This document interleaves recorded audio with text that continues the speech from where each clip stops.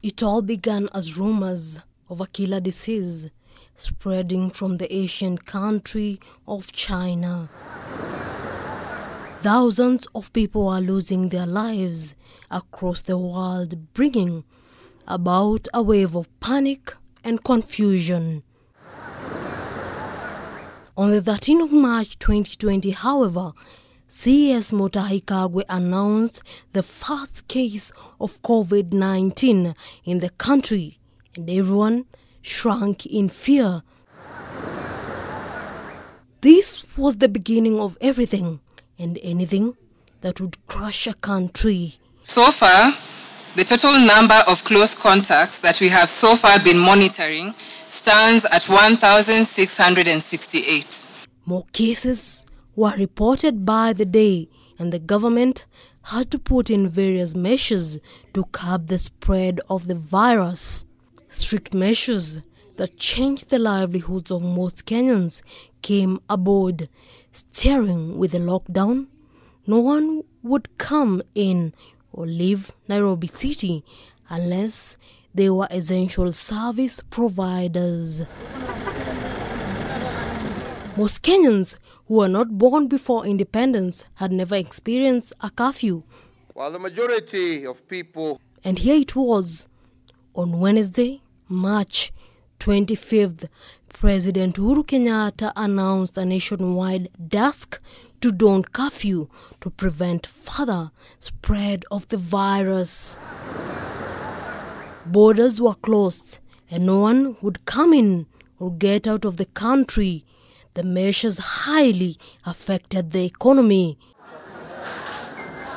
Major companies started laying off to stabilize.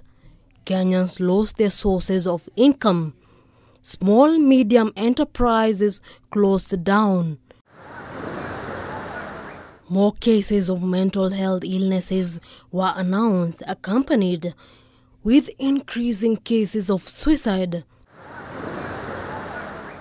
Schools having shut down, thousands of schoolgirls found themselves in the menacing hands of predators.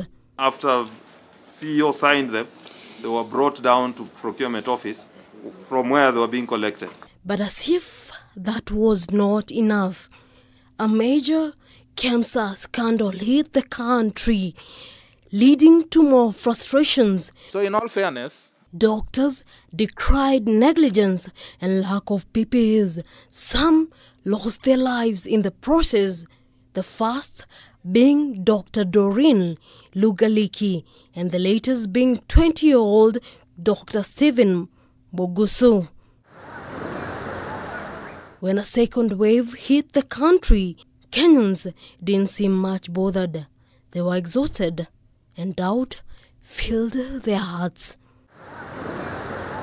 Even though hundreds have since lost their lives to the virus, most Kenyans have seemed to lightly adhere to the measures put in place. A vaccine to curb the virus is since in the works, with questions raised as to whether the country is in a position to facilitate it.